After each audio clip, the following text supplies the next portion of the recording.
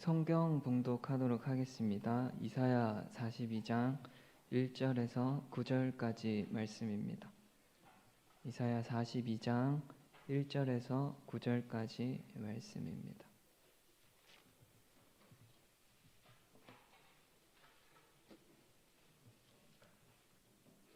다 찾으신 줄 알고 한 절씩 같이 교독하도록 하겠습니다. 내가 붙드는 나의 종, 내 마음에 기뻐하는 자, 곧 내가 택한 사람을 보라. 내가 나의 영을 그에게 주었은즉 그가 이방에 정의를 베풀리라.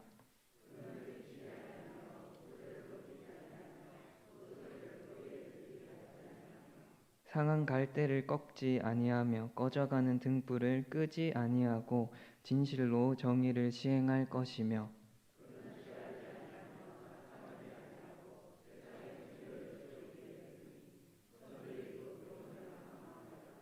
하늘을 창조하여 펴시고 땅과 그 소산을 내시며 땅 위의 백성에게 호흡을 주시며 땅에 행하는 자에게 영을 주시는 하나님 여호와께서 이같이 말씀하시되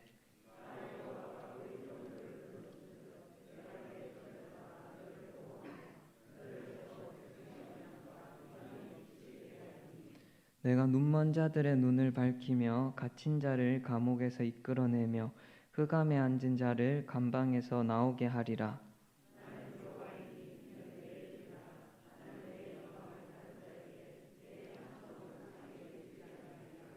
같이 읽겠습니다. 보라, 전에 예언한 일이 이미 이루어졌느니라. 이제 내가 새 일을 알리노라. 그 일이 시작되기 전에라도 너희에게 이르노라. 아멘. 네, 오늘부터 치유자라는 주제로 또 한 주가 진행됩니다. 그래서 오늘 저도 오후 예배 설교 이 치유자, 그 중에서도 우리 모두에게 이 치유자로서의 사명이 있다 하는 것을 중심으로 오늘 말씀을 나눠보고자 합니다. 이 마태복음 4장 23절은 예수께서 온 갈릴리에 두루 다니사 그들의 회당에서 가르치시며 천국 복음을 전파하시며 백성 중에 모든 병과 모든 약한 것을 고치시니라고 말씀합니다. 예수님의 공생의 사역을 크게 가르치시고 복음 전하시고 약한 것을 고치시는 이 세 가지로 요약하고 있는 것입니다. 그래서 이처럼 이 땅에서 예수님이 살아가시는 동안 예수님은 말씀을 가르치시는 선생님이셨고 복음을 전하시는 전도자셨으며 약한 것을 고치시는 치유자셨습니다. 그만큼 오늘부터 시작되는 이 치유자라는 주제 또한 예수님의 사역과 분리할 수 없는 아주 핵심적인 부분이 되는 것입니다. 그래서 우리 모두는 예수님이 가르쳐 주셨고 보여주신 그 본을 따라 사는 제자이기 때문에 예수님이 치유자로 사셨으며 우리 또한 예수님의 가르침을 따라서 본을 따라서 이 땅을 치유하고 회복하는 이 치유자로서의 사명이 모두에게 있는 것입니다. 그런데 이러한 치유자로서의 사명과 역할을 생각할 때 우리에게 가장 중요한 것이 있다면 이 본이 되시는 예수님을 잘 아는 것입니다. 예수님이 어떤 치유자로 사셨고 어떤 모습과 방법으로 세상을 치유하셨는지를 알아야 하는 것입니다. 왜냐하면 우리는 우리 뜻과 우리 방법으로 세상에 나가는 사람들이 아니라 우리를 보내신 분의 뜻을 이루기 위해 그분의 손과 발이 되기 위해서 세상에 나가는 것이기 때문에 우리를 보내신 예수님께서 어떻게 하셨는지를 분명하게 아는 것, 우리의 열심보다 그게 더 중요한 것입니다. 그래서 오늘은 말씀을 통해 예수님이 어떤 치유를 하셨는지, 어떻게 치유자의 역할을 감당하셨는지를 보면서 우리가 감당해야 할 치유자로서의 역할은 무엇인지를 알아가는 그런 시간이 되기를 축복합니다. 정말 나만을 위해 사는 그런 인생을 넘어서 나만을 위한 신앙생활을 넘어서 누군가의 영혼과 삶을 위로하고 치유하고 살리는 그런 삶은 너무나 큰 축복이고 삶의 의미를 줍니다. 그래서 우리 모두가 치유자로서의 우리의 사명을 잘 감당하는 것을 통해서 이러한 기쁨과 삶의 의미가 항상 넘칠 수 있기를 축복합니다. 오늘 말씀은 이사야서에 나오는 메시아에 대한 예언입니다. 이 9절에 어쩌면 좀 짧은 절의 내용이지만 메시아로 오신 그리스도께서 예수님이 이 땅에 사신 사역을 우리에게 또 너무나 잘 보여줍니다. 그 중에서 먼저 1절 말씀을 보면 예수님은 이 1절 끝에 보면 정의를 베푸시는 분이라는 것을 이야기합니다. 이 죄로 망가진 세상, 이 자기 정욕대로 사는 것 때문에 망가진 세상 가운데 하나님의 정의, 하나님의 말씀을 이 선포하심을 통해 치유를 하신 겁니다. 이 정의라고 하면 다소 추상적인 느낌이 강하지만 여기서 말하는 정의는 그렇게 추상적이지 않습니다. 이 정의라는 단어는 미슈파트라는 단어로 바르게 재판하다라는 의미가 있습니다. 이 기준이 무너진 시대에 바른 기준으로 판단하는 것, 하나님의 말씀이 기준이 되게 하는 것, 그것이 예수님이 이 땅을 살아가면서 보여주신 정의의 모습인 것입니다. 저마다 각자가 가지고 있는 그런 정의가 아니라 하나님의 말씀이 기준이 되고 질서가 되게 하신 것, 그것이 예수님께서 보여주신 정의의 모습인 겁니다. 그래서 예수님의 사역을 보면 이 땅의 사람들이 가지고 있던 기존의 질서와는 다른 새로운 정의와 새로운 가치 판단의 기준을 제시하십니다.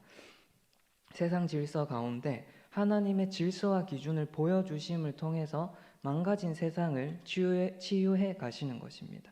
높아지는 것이 성공이라고 생각하는 시대 가운데 낮아져서 섬기는 것이 진정한 성공이라고 가르치시고, 사람들이 보는 곳에서 잘하는 것이 아니라 하나님이 보시는 은밀한 골방에서 잘하는 것이 진짜 잘하는 것이라고 말씀하시고, 눈에는 눈, 이에는 이가 기준인 시대에 7번씩 70번이라도 용서하는 게 하나님의 뜻이라고 가르치는, 정말 기존에 사람들이 가지고 있었던가는 전혀 다른 판단과 정의로 세상을 가르치신 겁니다. 이렇게 예수님이 가르치신 거는 이 세상과 전혀 다른 기준이었고 사람들이 생각하는 것과는 정말 다른 새로운 것이었지만, 사실은 태초부터 세상을 창조하셨고 다스리셨던 하나님의 기준이었습니다. 세상을 창조하셨던 하나님의 기준이고 이 세상에 원래 있어야 했던 하나님의 질서를 전하신 겁니다. 그래서 이처럼 예수님은 이 사람의 몸과 영혼을 치유하시고 구원하시긴 했지만 죄로 인해 무너진 창조 세계의 질서 자체를 치유해 가셨습니다. 이 로마서 8장 22절은 모든 피조물이 다 이제까지 함께 탄식하며 함께 고통을 겪고 있는 것을 우리가 아느니라 라고 말씀합니다. 죄로 고통받고 있는 것은 사람뿐만이 아니라 창조 세계 전체가, 온 우주가 고통받고 있다고 말하는 것입니다. 그래서 예수님은 이렇게 하나님의 질서, 하나님의 말씀을 세상 가운데 보여주심을 통해 가지고 고통받는 피조 세계 자체를 회복하시고 치유하시기 위해 노력하신 겁니다. 그래서 이러한 예수님의 모습을 보면 첫째로 알 수 있는 것은 망가진 세상은 오직 하나님의 말씀이 회복될 때, 그리고 또 그러한 말씀이 기준이 될 때, 그래서 그게 질서가 될 때 회복되고 치유된다는 것을 알려줍니다. 이 잘못된 생각과 잘못된 가치관, 잘못된 인간의 정욕이 기준이 되어서 법이 되고 질서가 되어가는 시대는 우리가 알듯이 병들어갑니다. 세상도 병들고 그 안에서 살아가는 사람들도 병들어갑니다. 절대적인 기준에서 벗어나서 각자의 기준으로 살면 이 나를 속박하는 질서에서 벗어나서 자유로워질 것 같지만 실제로는 뿌리 뽑힌 나무처럼 중심 없는 삶을 살기 때문에 무엇을 해도 불안하고 무엇을 해도 허전함을 느낄 수밖에 없는 것입니다. 이 모든 것이 정답이라는 말은 사실 어느 것도 정답이 아니라는 말과 같습니다. 이 정답 없음으로 기결되는 것입니다. 그래서 그만큼 잘못된 기준마저 인정하고 저마다의 기준을 다 인정하고 존중하는 세상은 겉보기에는 좋은 것 같고 인격적인 것처럼 보이지만 필연적으로 무엇이 진짜인지, 무엇이 따라야 내 삶을 확신할 수 있고 안정감을 누릴 수 있는지 알 수 없고 불안하고 혼돈하고 공허한 상태를 만듭니다. 그러한 시대를 야기하는 것입니다. 그렇기 때문에 그런 시대일수록 더욱 필요한 것이 하나님의 질서이고 하나님의 정의입니다. 하나님의 말씀만이 이 공허하고 혼란한 세상의 치료제가 되기 때문입니다. 그래서 이 세상 속에서 이 그리스도인의 모습이, 우리의 모습이 이 아무것도 아닌 것 같아 보이고 작아 보일 때가 있지만, 지금 우리가 사는 세상에 만연해 있고 이 퍼져 있는 공허와 우울, 혼란을 치료할 수 있는 치료제가 우리에게 있음을 기억할 수 있었으면 좋겠습니다. 흔들리고 불안한 세상을, 그런 공허한 세상을 바로잡아줄 유일한 치료제, 하나님의 말씀, 세상을 창조하신 하나님의 질서와 복음이 우리 그리스도인들에게 맡겨져 있기 때문에 우리 모두에게는 치료자로서의 자격이 있고 치료자로서의 사명이 있는 것입니다. 그래서 이 사실을 기억하고 내 삶의 중심 먼저 하나님의 말씀으로 세워가기를 힘쓰는 그런 치료자가 될 수 있기를 축복합니다.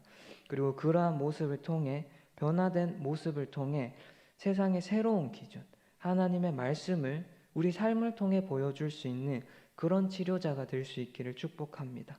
변화된 나의 모습으로, 변화된 우리의 모습으로, 변화된 교회의 모습으로 세상에 이 하나님의 말씀이 진리이고 그 진리인 이 하나님의 말씀을 따라갈 때 무너진 질서가 되고 우리 삶이 회복됨을, 말씀만이 정답이라는 것을 보여줄 수 있는 우리 한 사람 한 사람이 되고 우리 교회가 되기를 축복합니다. 계속해서 오늘 본문에는 이 사랑으로 치유하시는 메시아의 모습이 등장합니다. 예수님께서는 하나님의 정의를 실현하시되 강압과 억압으로 실현하시는 것이 아니라 사랑과 온유하심으로 하나님의 정의를 이루어 가시는 겁니다. 하나님의 말씀이라는 정의를 하나님의 성품인 사랑으로 이루어 가시기에 우리 예수님을 만나면 우리 인생에 또 우리 영혼에 치유가 일어나는 것입니다. 이 하나님의 말씀이라는 내용뿐 아니라 하나님의 사랑이라는 방법까지, 과정까지 모두가 온전해야 하는 것입니다. 그래서 오늘 본문에 나오는 이 메시아는 여호와의 종이면서 동시에 다윗의 혈통을 따라 오시는 이스라엘의 왕입니다. 그러한 왕으로 나신 분께서 어떻게 다스리시는지를 보면 2절 말씀처럼 자신의 목소리를 내고 자신의 목소리에 다른 사람을 복종시키는 방법으로 다스리시지 않고 섬기는 방법으로 백성을 다스리십니다. 그게 예수님의 방법이고 예수님의 성품인 것입니다. 이방 왕들이 다스리고 통치하는 방법과는 전혀 다른 방법을 사용하는 겁니다. 그래서 3절에서는 이러한 메시아의 모습을 상한 갈대를 꺾지 아니하며 꺼져가는 등불을 끄지 아니한다 라고 묘사합니다. 가장 약하고 어디에도 쓸모없는 상한 갈대와 꺼져가는 등불조차도 가치 없다고 버리시지 않으시는 사랑의 왕, 사랑의 주님으로 우리에게 찾아오셨고 그렇게 다스리신다는 것을 우리에게 말씀하고 있는 것입니다. 이스라엘에서 가장 약한 식물이 바로 갈대입니다. 그런데도 그런 갈대 중에서도 가장 필요 없는 상한 갈대는 진짜로 반쯤 꺾여서 혼자 서 있지도 못하기 때문에 진짜 어디다가 쓸 방법이 없습니다. 하지만 우리 주님은 그런 상한 갈대같이 아무짝에 쓸모없는 사람조차 꺾지 않으신다고 말씀합니다. 필요 없다 하시지 않으시고 나한테는 소중하다 하시며 지키시고 그냥 두라고 말씀하시는 겁니다. 꺼져가는 등불도 마찬가지입니다. 이 꺼져가는 등불이라는 표현은 이 등불로서의 이 역할을 다 했다 하는 것을 의미합니다. 이 꺼져가는 이라고 번역된 케헤라는 단어는 연기라는 의미, 연기가 난다는 의미가 있습니다. 그래서 이 꺼져가는 등불은 어두움을 밝히려는 목적으로 만든 등불이 이제는 다 타서 깜빡깜빡거리다가 더 이상은 불은 나지 않고 연기만 시커멓게 나오고 있다 하는 것을 표현하고 있습니다.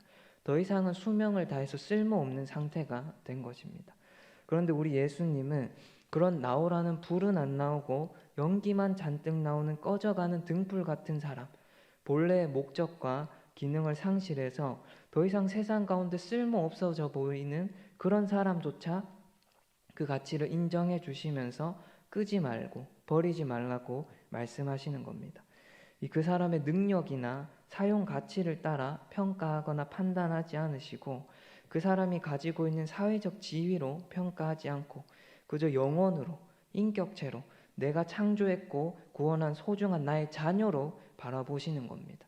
그렇기 때문에 오히려 이렇게 약해진 모습을 볼 때 사람은 그런 약한 모습을 조롱하고 놀릴지 몰라도 우리 주님 눈에는 그런 연약한 모습이 더욱 귀하게 보이고 사랑의 눈으로 볼 수밖에 없게 되는 것입니다. 그래서 이러한 예수님의 사랑이 우리의 모습이 되기를 원하고 이런 예수님의 사랑의 모습을 닮은 모습이 우리의 모습이 되기를 축복합니다. 이 삶의 무게를 이겨낼 힘이 없는 연약한 상한 갈대 같은 인생도 또 꺼져가는 등불같이 더 이상은 쓸모 없어져 버린 같은 인생도 다 받아주셔서 소망 주시고 용기 주시고 새 삶을 향한 기회를 주신 우리 예수님처럼 우리도 지쳐있고 무기력해져 있는 사람들에게 용기를 주고 소망을 주는 그런 사람으로 이 땅을 살아갈 수 있기를 축복합니다.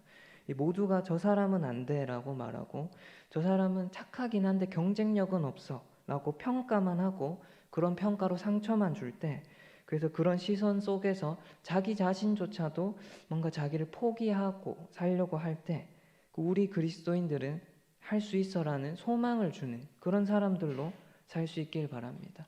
그 소망을 주는 그런 치료자로 이 땅을 살아갈 수 있기를 축복합니다.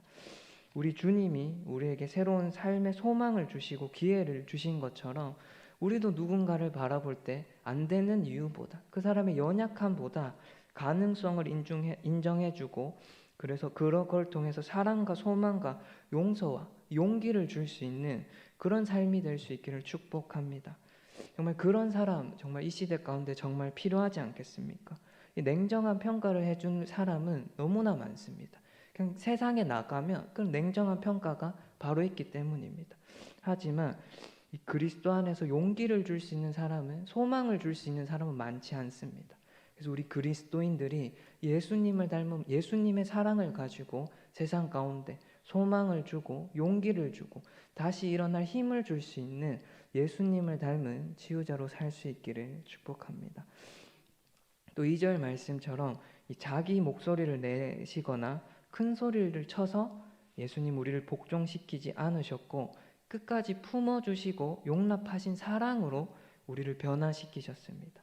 그러한 사랑처럼 우리도 세상의 압박에 지치고 낭망한 사람들을 우리 또한 똑같이 압박하고 변해야 된다고 이렇게 촉박하게 만드는 것이 아니라 사랑의 방법으로 대할 수 있기를 축복합니다.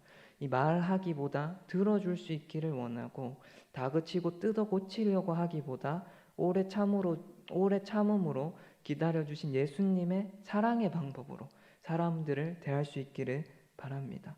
우리 주변 사람들부터 옆에 있는 가족들부터 내가 하나님께 받은 사랑으로 하나님이 예수님이 나를 대하신 방법으로 그런 인내와 온유의 방법으로 사람들을 대할 수 있는 치유자의 모습이 있기를 축복합니다. 그렇게 예수님을 따라 사랑하면서 살아갈 때 예수님의 사랑으로 한 사람 한 사람을 대할 때 7절 말씀처럼 흑암에 앉아 괴로워하는 사람들에게 그리스도의 사랑이라는 빛을 비추는 치유자가 된다고 말합니다. 치유자로서의 사명을 감당할 수 있다고 말씀합니다. 그래서 우리 모두가 이런 예수님을 닮은 치유자로 살아갈 수 있기를 축복합니다. 그러한 삶을 통해 정말 예수님의 손과 발이 되어 나도 예수님의 마음을 안고 살아갈 때 누리는 그런 기쁨과 은혜가 우리 삶에 가득가득 충만하기를 축복합니다.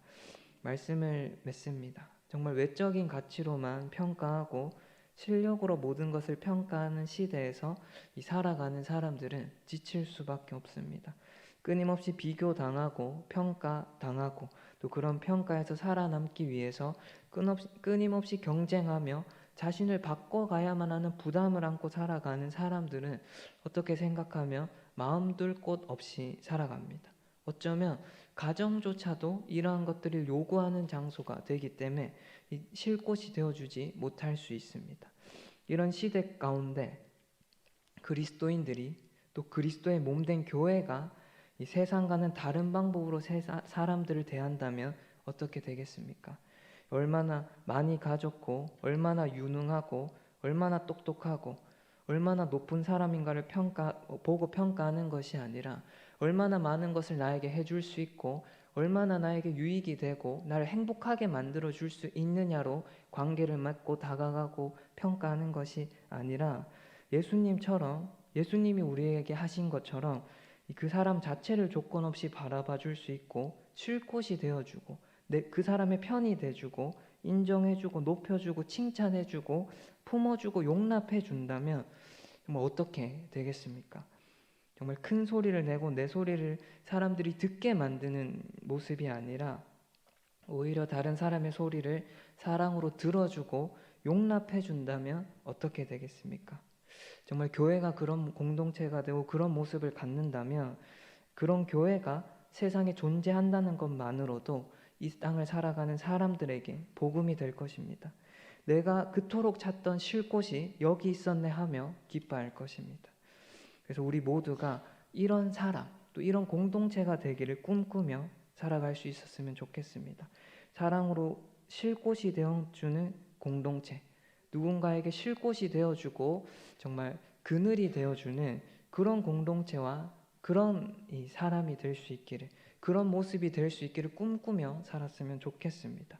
우리 모두가 내가 예수님께 받은 사랑으로, 그래서 세상을 치유하는 예수님의 닮은 치유자로 살아갈 수 있기를, 또 그렇게 살아감을 통해서 정말 나를 위해서 살아갈 때가 아니라 예수님이 우리에게 하신 것처럼 우리도 누군가를 위해 살아갈 때 진정으로 기쁘고 나를 통해 누군가가 살아남을 볼 때 진짜 행복과 삶의 가치를 느낄 수 있다는 것을 고백할 수 있는 그런 우리들의 모습이 되기를 축복합니다.